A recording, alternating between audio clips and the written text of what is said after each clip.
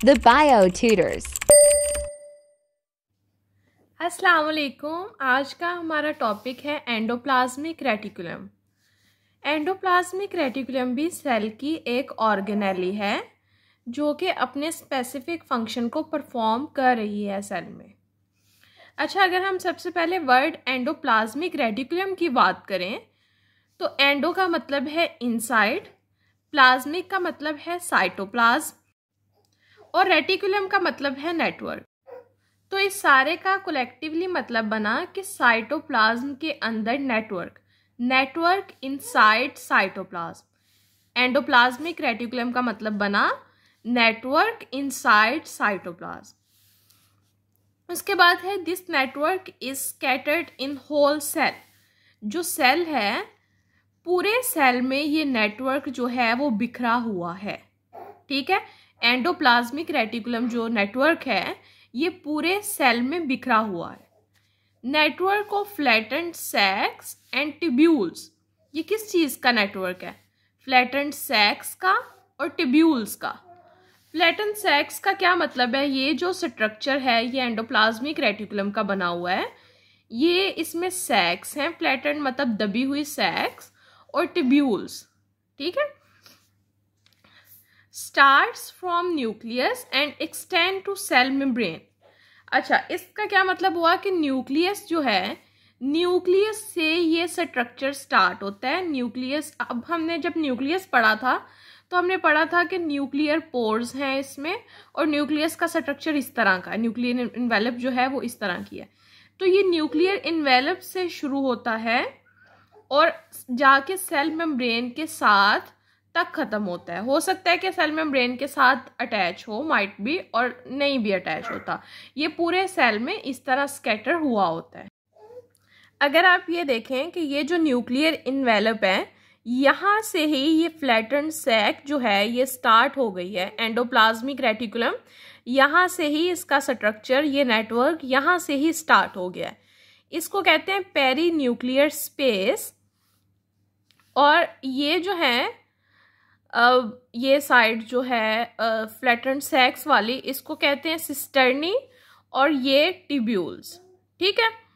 अच्छा, आगे अब हम जब पढ़ते हैं तो इनका फंक्शन भी पढ़ते हैं कि सैक्स का क्या रोल है और ट्यूब्यूल्स का क्या रोल है। ठीक है, सबसे पहले आ जाता है types of endoplasmic reticulum. Types दो हैं, एक तो है रफ एंडोप्लाज्मिक रेटिकुलम और एक है स्मूथ। अच्छा, रफ एंडोप्लाज्मिक रेटिकुलम है ये सैक्स वाला पोर्शन, और जो स्मूथ एंडोप्लाज्मिक रेटिकुलम है वो है ये ट्यूब्यूल्स वाला पोर्शन। सैक्स वाला पोर्शन कैसे रफ एंडोप्लाज्मिक रेटिकुलम है? ये सैक्स के ऊपर राइबोसोम्स अटैच्ड हैं। ठीक है, प्रोटीन की सिंथेसिस के लिए राइबोसोम जो है, राइबोसोम वो इधर अटैच हैं इसके ऊपर, एंडोप्लाज्मिक रेटिकुलम के ऊपर। तो इनकी प्रेजेंस, राइबोसोम की प्रेजेंस एंडोप्लाज्मिक रेटिकुलम के ऊपर एक रफ सी अपीयरेंस देती है, जिसकी वजह से इसको रफ एंडोप्लाज्मिक रेटिकुलम कहा जाता है। और स्मूथ एंडोप्लाज्मिक रेटिकुलम को स्मूथ क्यों कहा जाता है? इसके ऊपर कोई भी और ऑर्गेनेली कुछ भी प्रेजेंट नहीं है जो इसकी अपीयरेंस को रफ बनाए। ये बिल्कुल स्मूथ है अपीयरेंस में। अच्छा, उसके बाद बात आ जाती है अक्रेंस की कि ये कितनी फॉर्म्स में प्रेजेंट होता है एंडोप्लाज्मिक रेटिकुलम। एंडोप्लाज्मिक रेटिकुलम जो है वो 3 फॉर्म्स में प्रेजेंट है। सबसे पहली फॉर्म है सिस्टर्नल फॉर्म या लेमुलर फॉर्म। जो सिस्टर्नल फॉर्म है ये हमने पढ़ा था, यहाँ पे इसको सिस्टर्नी कह रहे हैं, फ्लैटेंड सैक्स को। तो सिस्टर्नल फॉर्म है ये लॉन्ग फ्लैटेंड अनब्रांच्ड, इनकी आगे से ब्रांचेस नहीं बनी होती। ठीक है, ये अनब्रांच्ड है। And space between them is known as cisternal space, या आगे क्या है? ल्यूमेन। ठीक है, जो स्पेस है इन सैक्स के दरमियान, इस सिस्टर्नी के दरमियान, उसको हम कहते हैं सिस्टर्नल स्पेस। ठीक है, और ये अनब्रांच्ड है और फ्लैटेंड है। अच्छा जी, उसके बाद आ जाती है वेसिकुलर फॉर्म। अच्छा, वेसिकुलर फॉर्म हम बाद में पढ़ते हैं, सबसे पहले इससे पहले पढ़ लेते हैं ट्यूबुलर फॉर्म। अच्छा, जो ट्यूबुलर फॉर्म है ये ब्रांच्ड है और इरेगुलर है। ब्रांच का क्या मतलब है कि ये जो ट्यूब्यूल्स हैं ये आगे से फर्दर ब्रांचेस बनाती हैं इस तरह। ये जो ट्यूब्यूल है ये आगे से ब्रांच्ड है, तो ये जो ट्यूब्यूल्स हैं ये ब्रांचेस बनाती हैं। इस फॉर्म को कहते हैं, ये ट्यूबुलर फॉर्म है और ट्यूबुलर फॉर्म ब्रांच्ड है और इरेगुलर है। अब हमने पढ़ लिया, ये हो गई सिस्टर्नल फॉर्म, ये ट्यूबुलर फॉर्म। अच्छा जी, वेसिकुलर फॉर्म जो है वो ओवल मेम्ब्रेन बाउंडेड स्ट्रक्चर है, ओवल शेप में है ये। अब इधर राइबोसोम का हमने पढ़ा था फंक्शन क्या है, प्रोटीन की सिंथेसिस। तो इधर प्रोटीन बननी भी है और प्रोटीन ने यहाँ से बन के ट्रांसफ़र भी होना है, ठीक है। तो जब प्रोटीन बन जाएगी यहाँ से एक जो है बड बनेगा, ठीक है। आपको स्क्रीन पे मैं एक इमेज भी शो करवा देती हूँ। ये जो है एंडोप्लाज्मिक रेटिकुलम, इसमें एक बड बनेगा, उसे कहेंगे वेसिकल, ठीक है। मतलब वेसिकल बनना स्टार्ट हो जाएगा। वो बड जब बनेगा उसमें प्रोटीन आएगी जिसने ट्रांसफ़र होना है। प्रोटीन या कोई भी प्रोटीन ही बेसिकली यहाँ से ट्रांसफ़र होती है। उस बड ने बाद में इधर से सेपरेट हो जाना है और ओवल शेप में एक वेसिकल बन जाना है, उसने ट्रांसफ़र हो। अच्छा, उस वेसिकल ने अपनी टारगेटेड जगह पे पहुँच जाना है जहाँ पे उसने उस प्रोटीन को सप्लाई करना है, ओके। अच्छा जी, आगे आप आ जाती हैं टाइप्स। हमने पीछे पढ़ा है कि एंडोप्लाज्मिक रेटिकुलम की कितनी टाइप्स हैं, 2 टाइप्स हैं, रफ एंडोप्लाज्मिक रेटिकुलम और स्मूथ एंडोप्लाज्मिक रेटिकुलम। सबसे पहले जो रफ एंडोप्लाज्मिक रेटिकुलम है, इसको ये ग्रैनुलर एंडोप्लाज्मिक रेटिकुलम भी कहा जाता है। ग्रैनुलर एंडोप्लाज्मिक रेटिकुलम क्यों कहा जाता है? क्योंकि जो राइबोसोम है वो ग्रैनुलर शेप में होता है, ठीक है, ग्रेन लाइक उसकी शेप होती है। तो जो एंडोप्लाज्मिक रेटिकुलम है जिसके ऊपर राइबोसोम अटैच्ड है, जिसको हम रफ एंडोप्लाज्मिक रेटिकुलम भी कहते हैं राइबोसोम की प्रेजेंस की वजह से, तो उसको हम ग्रैनुलर एंडोप्लाज्मिक रेटिकुलम भी कह सकते हैं, ठीक है। उसके बाद आ जाता है कि इसके 2 एंड होते हैं। One end of endoplasmic reticulum is attached with perinuclear and other end might be attached with cell membrane, ठीक है। ये भी हमने पढ़ा था कि पेरीन्यूक्लियर के साथ एक एंड इसका अटैच्ड है न्यूक्लियस के साथ। न्यूक्लियस के साथ क्यों अटैच्ड है? ये क्वेश्चन आता है आपके माइंड में कि क्यों एंडोप्लाज्मिक रेटिकुलम न्यूक्लियस के साथ अटैच्ड है। क्योंकि प्रोटीन की सिंथेसिस के लिए इधर तो उसने प्रोटीन बनानी है ना, तो प्रोटीन की सिंथेसिस के लिए सबसे पहली चीज़ क्या चाहिए होती है? मैसेंजर आरएनए, मैसेज आना कि प्रोटीन बनाएं, यहाँ पे प्रोटीन की ज़रूरत है।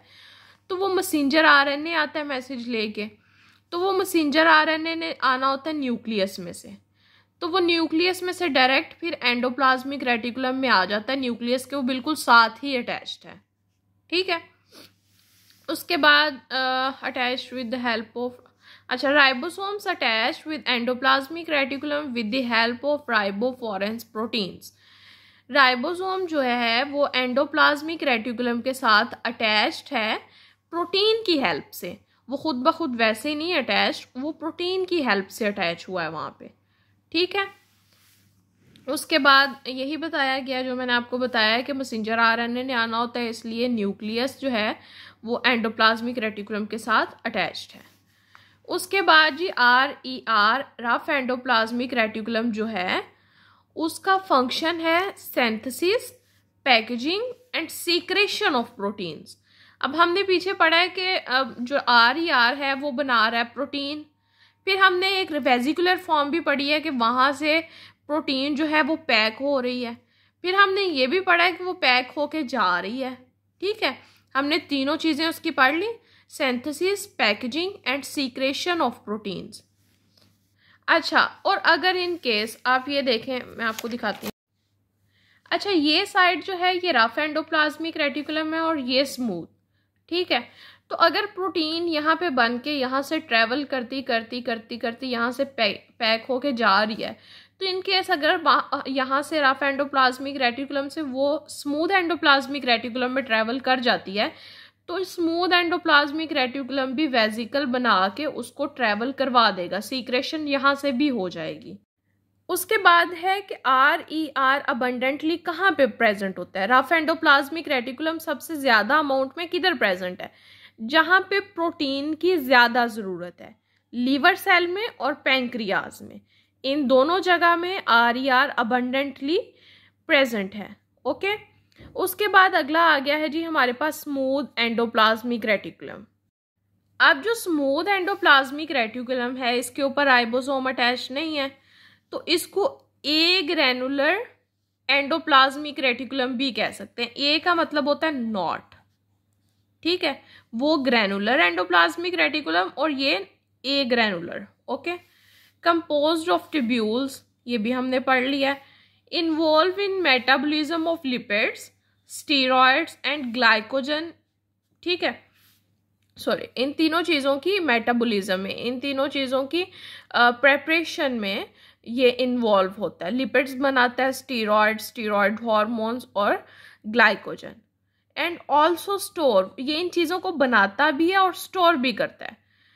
जो RER है वो अबंडेंटली लीवर में और पैंक्रियाज में, क्योंकि वहाँ पे ज़्यादा ज़रूरत है। लेकिन SCR कहाँ पे प्रेजेंट होगा अबंडेंटली? हमने देखा है कि जितनी भी मेम्ब्रेन्स हैं, ठीक है, उनमें लिपिड लाजमी प्रेजेंट है, ठीक है। तो लिपिड जो है वो बना कौन रहा है? SER, ठीक है। तो ये हर उस जगह पे प्रेजेंट होगा जहाँ पे लिपिड की ज़रूरत है, जहाँ पे ग्लाइकोजन की ज़रूरत है, जहाँ पे स्टीरॉयड हार्मोन्स की। Abundantly found where need. अच्छा, ये अबंडेंटली फाउंड होता है ये भी लिवर में और एडिपोज टिश्यूज़ में, ग्लाइकोजन की वजह से लिवर में और लिपिड की वजह से एडिपोज टिश्यूज़ में। तो होपफुली आपको समझ आ गया होगा। अगर आपको कोई चीज़ समझ नहीं आई तो आप मुझसे पूछ सकते हैं। अल्लाह हाफिज़, टेक केयर।